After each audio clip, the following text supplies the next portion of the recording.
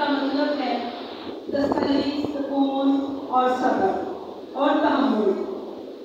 खुदावंद का शुक्र करती हूँ कि खुदावंद ने मुझे अपनी खिदमत और अपनी रास्तबाजी के लिए यहाँ पे खड़ा किया। ये उसकी पाक मर्जी है, वो जिसे चाहता है चुन लेता है, वो जिसे चाहता है इस्तेमाल करता है, और मैं भी उनमें से हूँ कि जिसे उसने चुन लिया।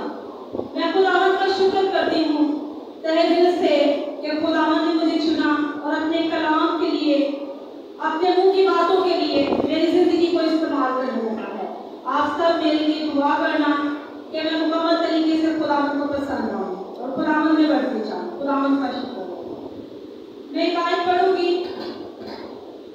बस ईमान सुनने से पैदा होता है और सुनना मसीह के कलाम से। ये आयत इसलिए पढ़ी है कि जो कुछ मैं बोलूंगी वो मैं अपनी तरफ से नहीं बोलूंगी, वो मैं मसीह की तरफ से बोलूंगी, वो पाक रूह की तरफ से बोलूंगी, क्योंकि पाक रूह मुझे गाइड कर रहा है। मेरा ईमान है कि वो मुझे गाइड कर रहा है और वो मुझे गाइड करता रहेगा आगे भी। मैं खुदावंद का शुक्र करती हूँ कि ये रूह के फल जो हमारी जिंदगी में बढ़ते जाते हैं, ये हमारे ईमान से बढ़ते हैं। और ईमान किस तरह से मिलता है? जब हम खुदा को पसंद आते हैं, जब हम खुदा में बढ़ते हैं, खुदा की मर्जी को पूरा करते हैं, खुदा हमें प्यार करता है इसी तरह से, और खुदा हमें अपना इत्मीनान देता है, जो सबसे बड़ी बात है। खुदा के कलाम में बहुत खूबसूरती से लिखा है, और खुदावंद जो इत्मीनान का चश्मा है, आज भी तुमको हमेशा और हर तरह का इत्मीनान बख्शे। खुदावंद आप सबके साथ हो। खुदावंद की तारीफ हो। कितना खूबसूरत वादा है खुदावंद का कि हमेशा और हर तरह से इत्मीनान बख्शता है। वो हर हालत में, हर तरह के जैसे भी हालात हों जिंदगी में, उतार चढ़ाव हो, वो हमारे साथ हमें तसल्ली और इत्मीनान बख्शता है।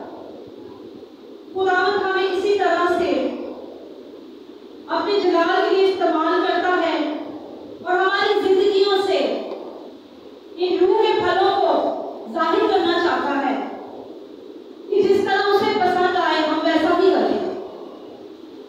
जैसा कि खुदा ने कहा, मैं दुनिया के आखिर तक हमेशा तुम्हारे साथ हूँ। मेरे अजीजों, ये मसीह का इत्मीनान है, ये मसीह की तसल्ली है, ये मसीह का सब्र है जो हमारे साथ है, जो मेरे साथ और आपके साथ है। बेशक वो हमारे साथ हर दुख सुख में होता है, लेकिन उसने कहा मैं हमेशा तुम्हारे साथ हूँ। मैं खुशी में नहीं, मैं दुख में भी तुम्हारे साथ हूँ। तुम तो खुशी में मुझे भूल जाते हो, दुख में याद करते हो, लेकिन मैं दोनों में तुम्हें याद रखूंगा, दुख में भी और सुख में भी।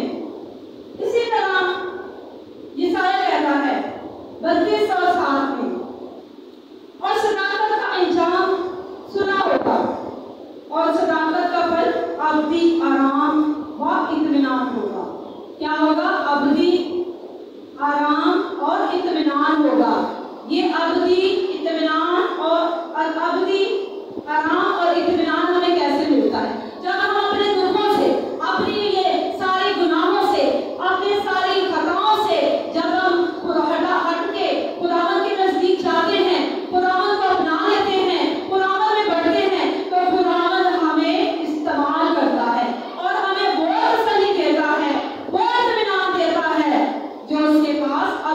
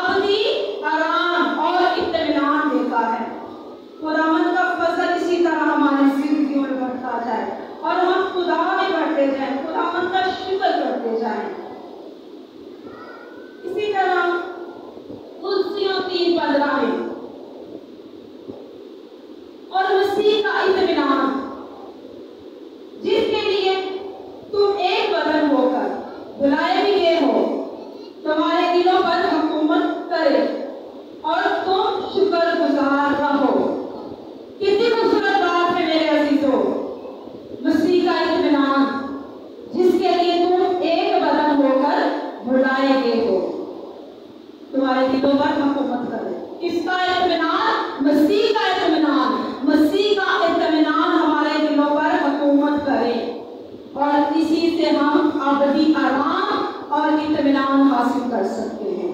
इसके अलावा कोई रास्ता नहीं है मेरे अजीजों।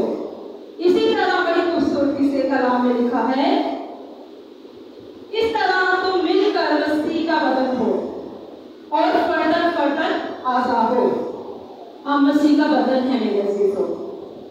हम कलीसिया जो है मसीह का बदन है, उसकी आज़ा है।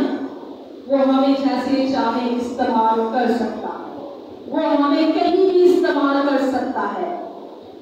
हमारी सोच से भी बाहर होता है कि वो क्या कर देगा, वो क्या कर सकता है, क्योंकि वो मुमकिन का खुदा है, नामुमकिन का खुदा नहीं है मेरे अजीजों। वो अभी शहजादा है, वो सलामती का शहजादा है। खुदा की तारीफ। इसी तरह हम खूबसूरत और आयात पढ़ेंगे यूहन्ना 14:27 में। मैं तुम्हें इत्मीनान दिए चाहता हूँ, मैं अपना इत्मीनान तुम्हें देता हूँ। जिस तरह दुनिया देती है मैं तुम्हें इस तरह नहीं देता। तुम्हारा दिल ना घबराए और ना डरे। कितना खूबसूरत कलाम है। हमारी सोच और हमारे ख्यालों से भी कहीं ज्यादा खूबसूरत कलाम है। वो कहता है मैं तुम्हें इत्मीनान दिए चाहता हूँ। वो जाता जाता भी हमें क्या देंगे? इत्मीनान, आपकी इत्मीनान देगा, हमेशा की जिंदगी देगा, पाक रूह का गहरा रास्ता देगा, जो अब तक हमारे साथ हमारी रहनुमाई कर रहा है। हालेलुया। आवाज नहीं आई। लगता है आप लोगों को मेरा कलाम पढ़ना पसंद या अच्छा नहीं लगा। आप जोर से हालेलुया करें। हालेलुया। बेदारी होनी चाहिए हमारी कलीसिया में। हालेलुया। जिस तरह दुनिया देती है मैं तुम्हें इस तरह नहीं देता। तुम्हारा दिल ना घबराए और ना डरे। देखें दुनिया हमें किस तरह दिलासे देती है। कोई गुनाहगार इंसान हो ना तो उसे वक्ती तौर पर उसके सामने तो बहुत अच्छा करके उसे समझाएंगे, उसे कहेंगे नहीं कोई बात नहीं, ये हो गया तो हो गया, लेकिन आगे नहीं करना। लेकिन वही इंसान दूसरे इंसान के पास जाकर उसके बारे में वो बातें करते हैं कि वो जो उसने किया भी नहीं होता। बहुत अफसोस होता है कभी कभी सुनकर।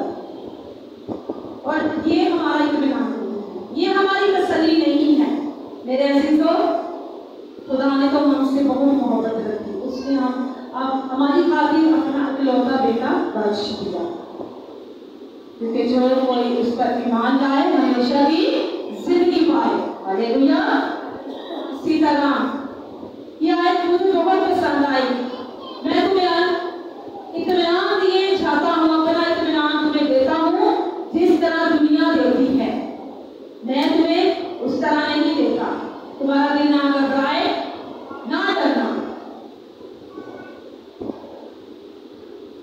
मैं रास्तबाजों को नहीं बल्कि गुनाहगारों को तौबा के लिए बुलाने आया हूँ। ये खास आयत मैंने सिर्फ गुनाहगारों, हम भी गुनाहगार हैं। हम ये ना सोचे हम खुदा में आगे हैं तो हम पता नहीं पासा बन गए। नहीं, हमें हर वक्त अपने माजी को याद रखना चाहिए, जिससे हम सीखते रहते हैं अपनी अमलन जिंदगी को, अपने आगे वाले वक्त को। इसी तरह हम सीखते हैं मेरे अजीजों कि हम अपने आप को ये ना समझें कि हम शायद बहुत बड़े रास्तबाज हो गए हैं, हम शायद बहुत खुदा में चलना शुरू हो गए हैं, खुदा शायद हमारी जिंदगी में ही काम कर रहा है। तो मेरे अजीजों ये बुलाहट हमारे गुनाहों की है, ये बुलाहट गुनाहगारों की है, ये इत्मीनान गुनाहगारों के लिए है। खुदावंद हमें तसल्ली देता है। खुदावंद इसी तरह मैं ही हूँ जो अपने नाम की खातिर तेरे गुनाहों को मिटा डालूंगा और मैं तेरे खताओं को याद ना रखूंगा।